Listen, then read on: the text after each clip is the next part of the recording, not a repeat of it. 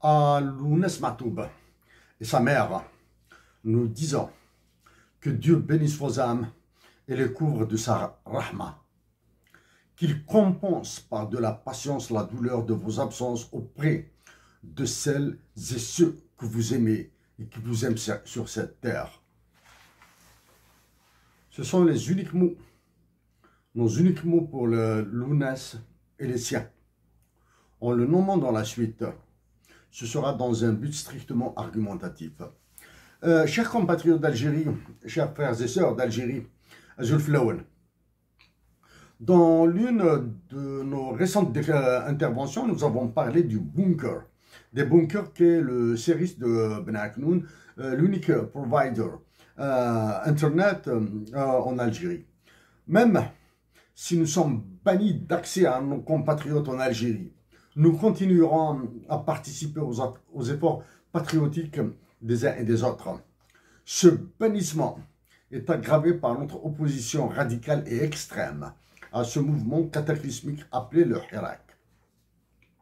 De plus, nous resterons dans le propos modéré et nous respecterons cette interdiction que nous nous sommes imposée. Ne jamais porter atteinte aux vies privées et dignités humaines de tous, y compris celle des fascistes algériens. Il y a de cela une dizaine de jours, il y a une dizaine de jours de cela, et parce qu'il demandait un travail complexe, un complexe travail de fond, nous avions décalé volontairement le sujet du désastre trilatéral entre l'Algérie, le Mali et le Niger, le rôle du Conseil de sécurité de l'ONU, les manipulations de Macron, ainsi que d'autres États, certainement, et ses conséquences sur notre pays. Et même si la conjoncture s'est encore aggravée, s'est encore aggravée et est devenue plus compliquée, nous l'aborderons afin de démontrer que la paix entre Algériens et la solidarité avec les soldats de l'armée algérienne, demeure l'obligation non unique pour arrêter le processus de destruction de notre patrie et nous éviter son fractionnement.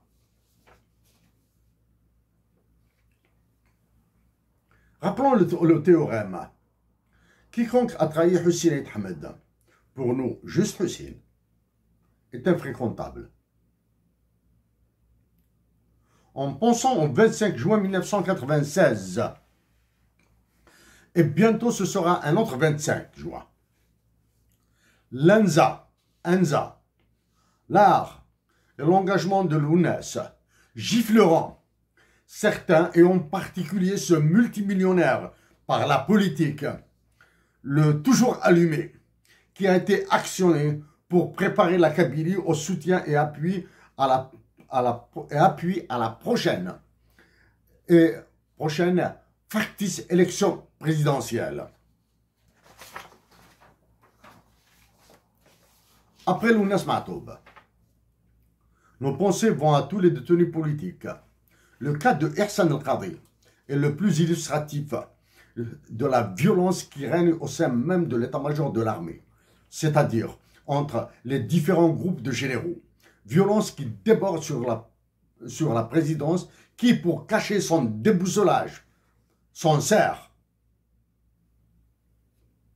Après ce qui a entouré la visite programmée en France, son report et apparemment annulation, Emmanuel Macron a fait gagner le groupe de généraux qui sont pour un second mandat de l'actuel occupant d'El Mouradia. Dire à Ihsan El-Qadi qu'il est et demeurera notre frère est insuffisant. Rappelons juste à son épouse cette anecdote d'amour qui en ce temps de souffrance pourrait être un léger cataplasme. En quittant la maison de tes parents à Terouel, Ihsan a pris le volant. Dans la sinuosité de la route pour rallier la nationale vers Alger, Je lui ai dit en arabe dialectal. Elles sont charmantes, nos femmes kabyles. Et sa réponse, sortie comme un éclair de sa bouche, fut ce chef-d'œuvre. أنا عندي وحدة في الدار. L'épouse d'Hassan El-Khadi, à ton prochain parloir, dis-lui, أو يقول لك شريف أنا تاني عندي وحدة من وقنون. Slimane Zeridor, Zeridour, français d'origine algérienne, journaliste commentateur à TV5, nous vous avons dit par le passé, nous avons déjà dit par le passé, que vos commentaires sur l'Algérie sont médiocres. À vous, Slimane Zeridor et Yves Tréhard du Figaro, en vous demandant de faire le message à vos confrères des autres journaux comme Le Point. Nous commençons par répéter que la presse française est dans un état aussi lamentable que l'algérienne. Qu'Emmanuel Macron et d'autres célèbres figures françaises sont au silence sur la détention de votre confrère et de tous les autres détenus politiques en Algérie. Jusqu'à aujourd'hui, nous sommes mardi 20 juin. Vous avez fait un immense tintamarre sur l'accord de 1968 et l'hymne national algérien en évitant de fouiller plutôt les motifs profonds de l'annulation quasi certaine de la visite prévue à Paris. À propos de l'accord de 1968 sur le mouvement des personnes et lieux de résidence, nous comblons un oubli dans notre dernière intervention. Les enjeux démographiques sont un problème universel. L'un des éléments de cet enjeu est le déplacement de la religion chrétienne de l'Occident vers l'Orient. L'un des sensibles points faibles de la Russie est son déclin démographique. L'une des peurs du Japon est de voir sa population sous les 100 millions d'habitants. La Chine vit sous une double menace. Son rattrapage par l'Inde et le nombre de ses malades chroniques, comme les 450 millions de Chinois qui sont diabétiques. La fiabilité de cette information est peu certaine. Elle est le résultat de lectures lors de différents travaux sur la démographie de l'Afrique. À cette menace de 450 millions de diabétiques, il faudra ajouter les malades cardiaques, les autres malades chroniques et tous les handicapés non productifs qu'il faudra nourrir. Au Canada, du côté de Toronto, il y a un lobby qui travaille pour une population de 100 millions de résidents au Canada. Nous ajoutons, à titre personnel, de préférence anglophone. Nous nous excusons pour l'oubli de l'horizon temporel. Nous pensons qu'il s'agit de l'horizon 2100. Comme toutes les démographies occidentales, et celles que nous venons de citer, la française est dans un état si lamentable qu'elle doit importer de la population pour cause fondamentale de racisme. La France, en plus de se fermer, a attaqué le caractère supposé explosif ou syndrome malthusien de la démographie, les démographies de ces colonies africaines, y compris l'algérienne, avec une offensive de l'INED, l'Institut national des études démographiques français, relayée par des journalistes et journaleux algériens. Avec succès, nous avons fait notre part dans la démolition de cette théorie de l'INED français parce que l'Algérie doit compenser son déficit démographique dû à la double guerre la guerre civile et la guerre contre les civils, revers des théories du Nobel en économie Gary Becker, avec Household Economics,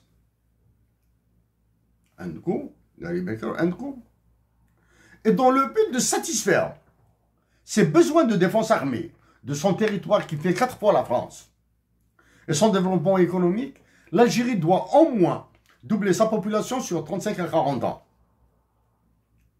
Nous attendons la publication des résultats du dernier recensement des résidents en Algérie pour tenter de détecter la politique à venir imposée de l'étranger et ses impacts sur les actuels et futurs programmes d'austérité. Ce tintamarre sur l'accord de 1968 et l'hymne national est demeuré à ce jour sans réaction officielle algérienne, preuve qu'ils se sont rendus compte qu'à chaque fois qu'ils pensent avoir trouvé la parade à une attaque, elle se transforme en problème qui altère encore plus sa crédibilité internationale. Cette absence de réaction est une autre preuve que la terreur de Macron sur l'état-major de Enaja et sa conciergerie qu'El Mouradia est indescriptible. Revenons à l'hymne national maintenant. À Zéridour et à tous les journalistes français, nous vous défions, nous répétons, nous vous défions de fournir un et un seul argument que le dernier décret algérien tel qu'il est promulgué, et nous insistons sur tel qu'il est promulgué, sur l'hymne national de notre patrie, modifiera donc d'une quelconque façon que ce soit l'exécution face à votre mégalomane roi de France.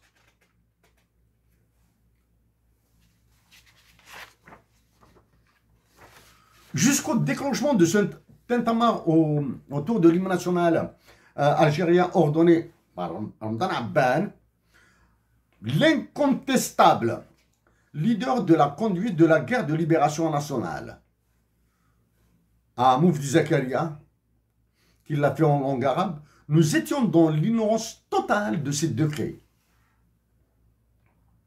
Nous soutenons mordicus que Ramdan Abban,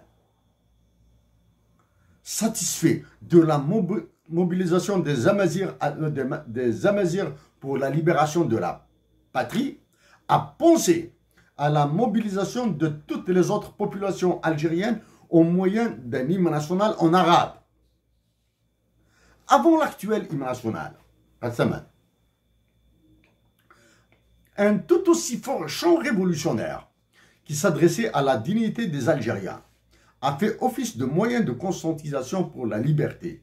Et c'est Ekr Amissou Mazir. Debout, fils de Mazir, Didier Aït Amran. En 2015, l'idée soufflée par une femme d'exception, une Jacobine, comme nous l'avions dit dans un message à Emmanuel Macron, nous avons suggéré la dotation de notre patrie d'un hymne national bilingue en arabe et amazigh. Dihya Louise, romancière et poète, doctorante en économie, nous a promis d'en créer un. Son destin, on a décidé autrement. Elle a été rappelée à Dieu suite à un cancer du sein.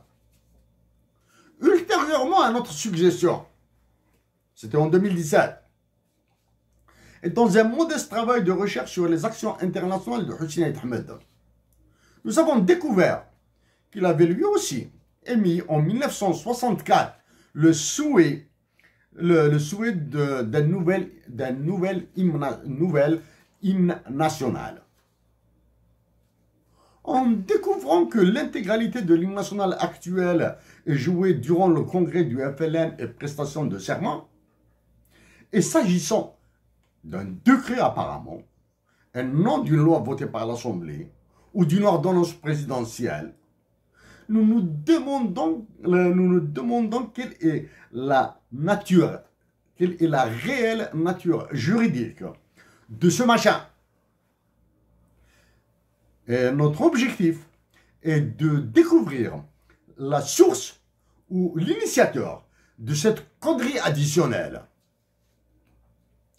L'absence d'une historiographie de cette amputation de l'hymne national Qassaman est à ajouter à la peur bleue des nervis et serviles agents du pouvoir encore vivants qui ont peur de s'associer à la divulgation de la vérité, et elle est due aussi à l'absence d'une écriture de l'histoire politique algérienne.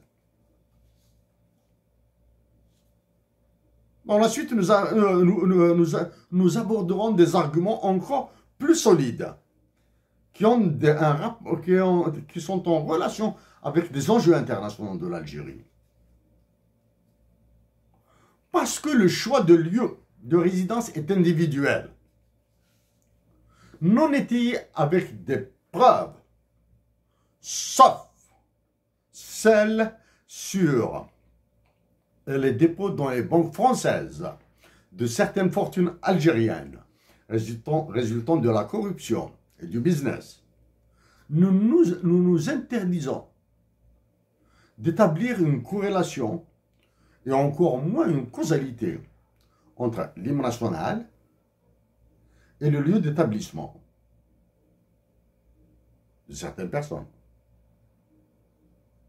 Mais il est permis de spéculer que le choix de Paris et de la France par certains apparatchiks algériens, membres de la nomenclatura du Front de Libération Nationale, est motivé par la langue, la proximité géographique, les facilités d'accès à la nationalité, la permissivité et le laxisme des autorités judiciaires françaises à leurs égards, l'absence d'accord sur l'extradition, que nous différencions de l'expulsion des condamnés de droit commun et résidents dits Klondo ou Haraga, leur utilisation de ces résidents comme moyen permanent de pression et de chantage par l'État français, alors que les leaders de la Révolution ont vécu ailleurs. Mohamed Boudiaf en Maroc, assassiné en Algérie. Mohamed Khidr en Espagne, assassiné à Madrid. Hossein Ahmed en Suisse. Karim Belkacem en Allemagne, assassiné à Francfort. Et Ali Mzili en France, assassiné à Paris. Questionnement. Est-il possible que ce machin officiel, décret, puisse exister sans l'aval de l'état-major de l'armée? Pourquoi sont au silence tous les généraux actuels, et en particulier ceux qui ont été convoqués par Emmanuel Macron? Est-ce que les journalistes et hommes politiques français ont rappelé toutes les critiques négatives, tant sur les qualités de sa musique que son poème porté contre la Marseillaise? Malgré cela, par nationalisme, patriotisme et aussi populisme, pour remonter dans les sondages, Emmanuel Macron a dénoncé les huées contre l'hymne national français. Est-il possible de faire une comparaison entre Qassaman, la Marseillaise, et The Star Spangled Banner des USA, lequel est entonné même lors des matchs de baseball par de très grosses vedettes américaines? Si Qassaman était encadré par des dispositions constitutionnelles qui imposeraient un référendum dans tout ce qui le concerne, l'histoire aurait été racontée autrement. En parlant de constitution, voici un ouvrage de Noah Feldman, un américano-israélien, professeur de droit à l'école de droit de l'université de New York. Noah Feldman est un israélo-américain. Noah Feldman est l'architecte est l'architecte de la constitution de l'Irak. Nous avons affirmé par le passé que l'empreinte de Noah Feldman ou de ses collaborateurs ou de son équipe est visible dans les deux dernières constitutions de l'Algérie et avec la complicité française. Nous le pensons. Nous n'avons sans éléments concrets. C'est une très forte suspicion que nous portons sur la complicité française avec Noah Feldman. Dans ce livre de Noah Feldman, il dit, il est clair, il tourne sans tourner autour du pot là. Now a longer term strategy must be developed, one that will serve American interests and American values, and one that will build on Muslims' capacities for shaping their own future in a peaceful and democratic way. Tourne pas autour du pot. Il défend les intérêts américains. Donc, qu'est-ce qu'il a? Le premier chapitre de ce livre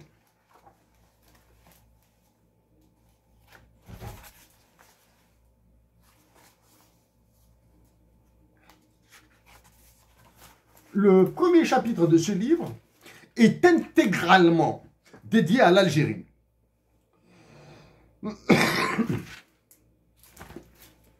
Dans ce livre, dans ce chapitre sur l'Algérie, Noah Feldman a dit avec une très grosse amertume, déception, l'alignement de la politique des États-Unis d'Amérique sur la politique française au début des années 90.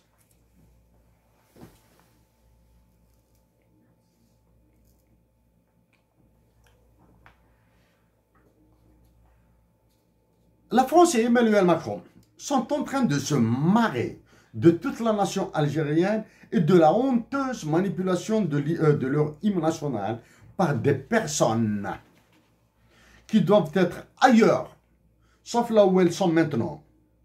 Alors que les bénéfices de l'annulation sèche de l'acquisition des avions Airbus et l'annulation de l'importation des voitures chignoles françaises aurait été plus important.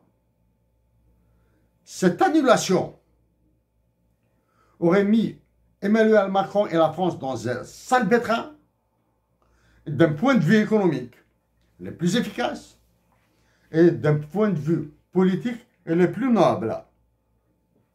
Nous continuons avec l'hymne national Kassaman.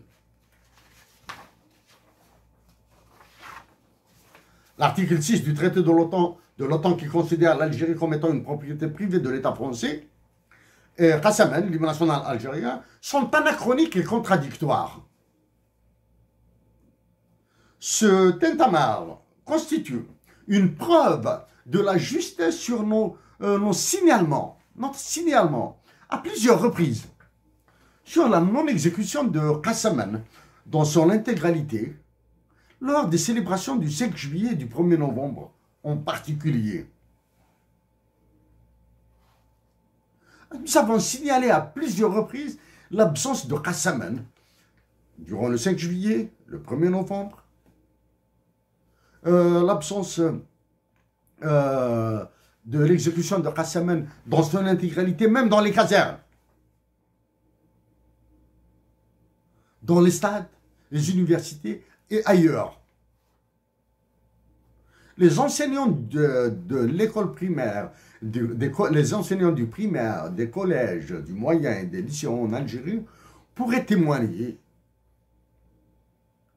sur la non-exécution ou l'exécution de Kassaman dans son intégralité dans leurs différents établissements. En Algérie, Lounas Matoub a repris les airs et rythmes musicaux de Kassaman, en lui ajoutant une poésie engagée. Mais aucun autre chanteur ne l'a fait dans une autre variété de musique algérienne comme le raï. Faible, et susceptible et incapable de se hisser à un minimum de sentiments patriotiques et de sens de l'État.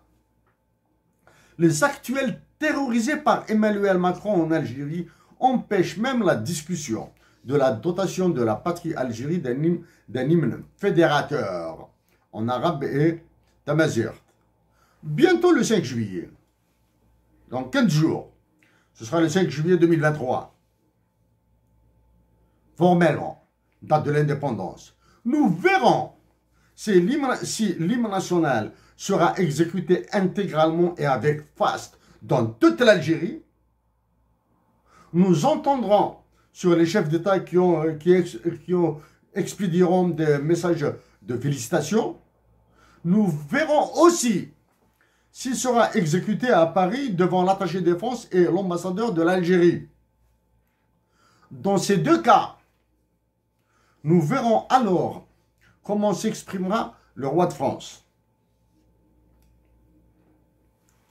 Dans son folklorique et insensé comportement, le chef des généraux algériens, fait plus de bruit et extrêmement préjudiciable à l'Algérie que tous les généraux de l'OTAN et de la Russie.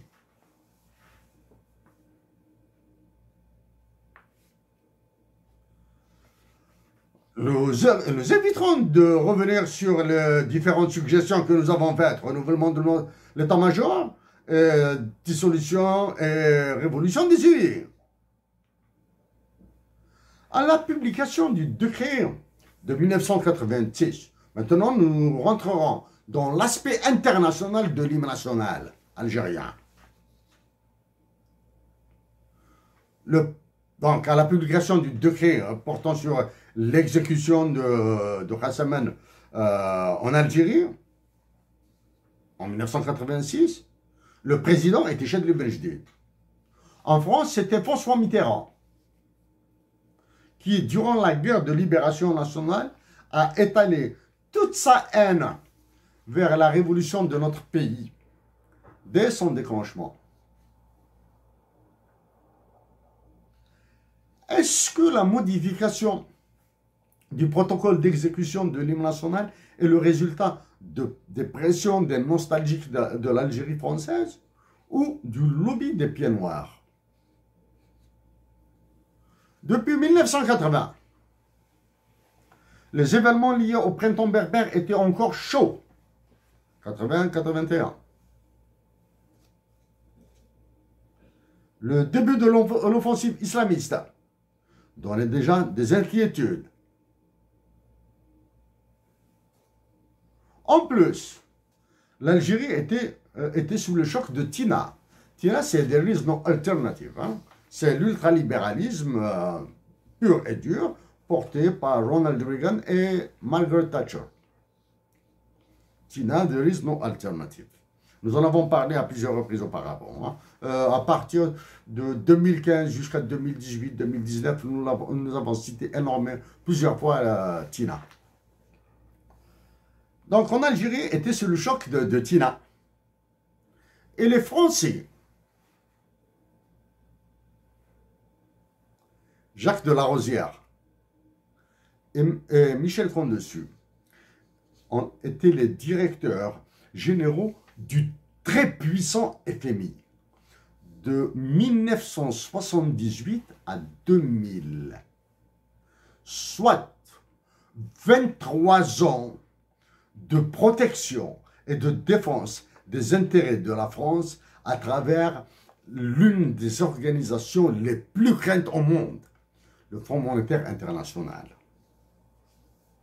Le Fonds monétaire international par Jacques Larosière et Michel Condessus, qui protégeait les intérêts de la France dans ses colonies africaines.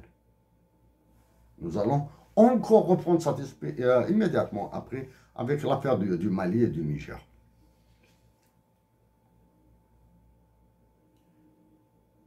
est-ce que Larosière, Jacques Larosière et Michel Condessus ont été les vecteurs, les canaux par lesquels il a été ordonné à l'Algérie de bricoler l'exécution de l'hymne national Kassaman contre la garantie d'accès au marché financier secondaire pour son endettement?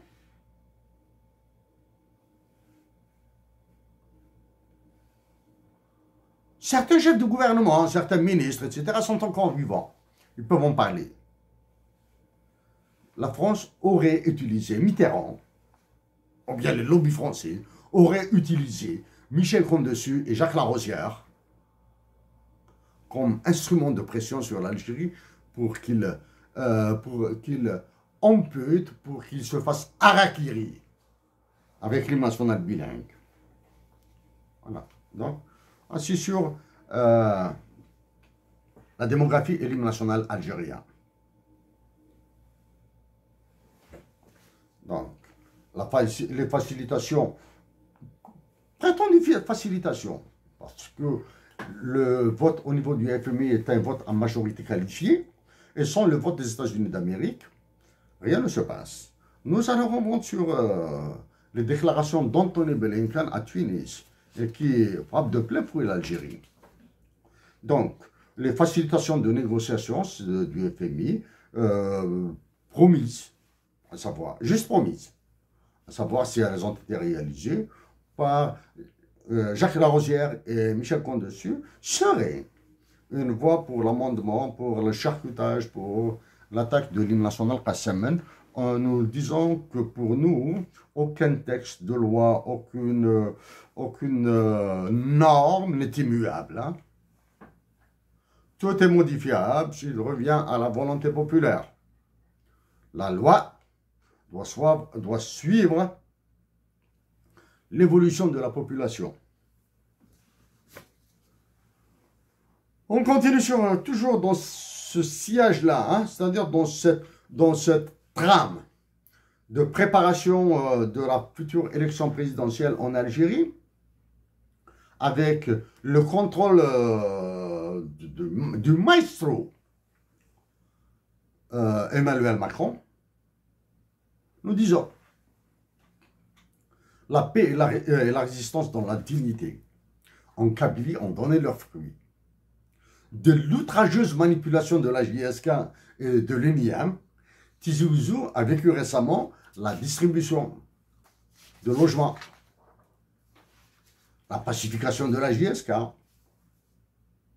la dénomination du stade de Hussein Ahmed, du nom de Hussein Ahmed, la réanimation des problèmes des hôpitaux, l'arrestation des gangs mafieux, et a connu une certaine agitation autour de l'université.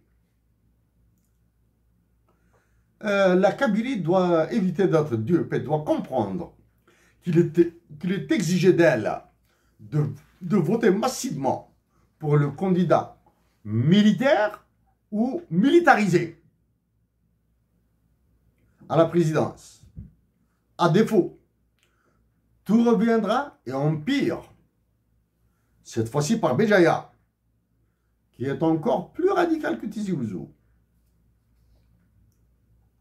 En espérant avoir gagné la bataille de la paix en Kabylie, nous tenons à dire que le plus dur est à venir pour toute la nation et que Tizi Ouzou et Béjaïa demeurent des foyers faciles à enflammer. Toute la Kabylie, disons, toute la Kabylie, et c'est valable pour toute l'Algérie, doit se rappeler que les marionnettes des généraux créés au début des années 90 ont été réactivées et mises en ordre de service. L'une d'elles est plus que visible. Espère-t-elle un renvoi d'ascenseur comme conseiller spécial, comme ambassadeur hors diplomatie pour voyager, gagner beaucoup de devises, se faire star et ensuite écrire des livres qu'il étalera sur les plateaux de certaines télévisions?